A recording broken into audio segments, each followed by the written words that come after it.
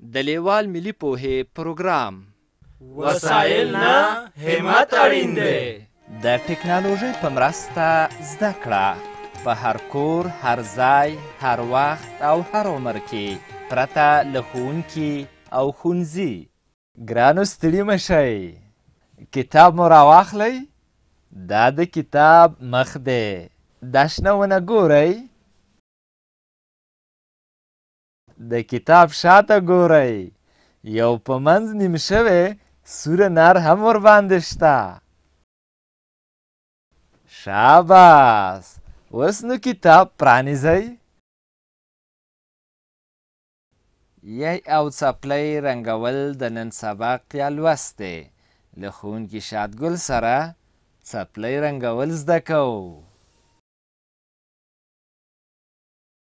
ښه، دا څه شی دی؟ دا څپلۍ ده خو بې رنګه. راځئ چې دته رنګ ورکو. اول یې د کوم ځای نه شروع کړو؟ زه وایم چې اول یې د دې تلي نه شروع کړو. ګورئ، تلی د ربړ یا د موټر د ټایر نه جوړېږي نن سبا، که نه؟ ښه، د ټایر رنګ څه رقمي؟ تور. ښه، راځه چې واخلو توره رنګه او د تلي نه شروع کړو. دغسې د موټر ټایر دی، دغسې. راځه دغه مخ برخه یې بس. اوس به نو دغه د تلي پاس حصه چې پښه پې راځي، دغسې. ښه، څپلۍ ده نو. اوس نو کوم رنګه راواخلو؟ ته ودرېږه چې زه لږ رنګ خوښ کړمه.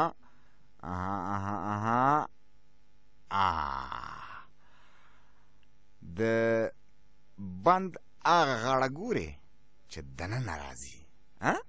آفرین. نو هغه ځای لږ شانتې بل رنګ غواړي، که نه؟ ګورې، دغسې لږ شانتې خړ رنګ ورکوو، دقسې. ښه، لږ شانتې به یې رنګ تت کړو، بس وشو. ښه، اوس نو دغه د اصلي ځای چې هغه ډېره کلکه څرمن کار شوې ده، دته به تور رنګ ورکړو، دغسې. بس، تور رنګ، تور ورسره ډېر ښه ښکاري. ښه، دغه حصه به لږه خړه کړو. یا ولې خړه؟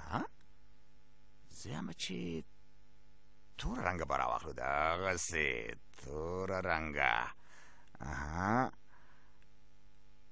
دغسې ډېر لوی ځای دی، داسې رنګ غواړي. دغسې راځه په همدې خړې برخې هم دا ځای هم تور که، بس دی.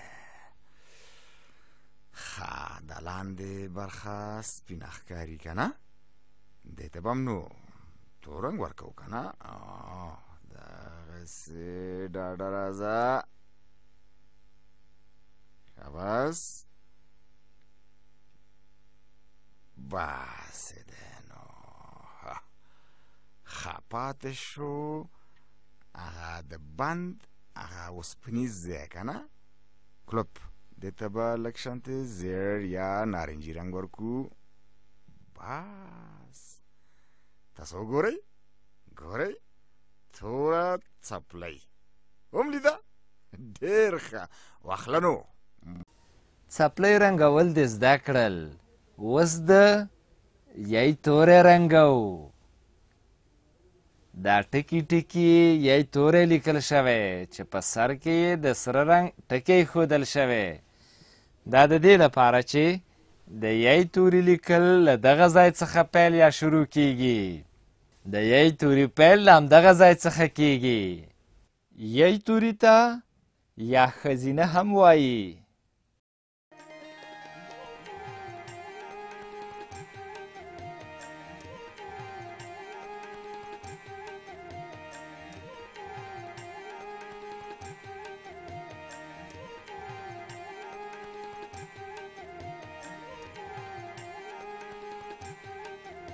له دې ویډیو سره رنګین کتاب په زده کړه کې ډیره مرسته کوي. د کتاب ترلاسي لپاره پته ده LLS@leval.com 003 280 40 د نورو معلوماتو لپاره لیوال د لرې ښوونځي تګلاره وګورئ.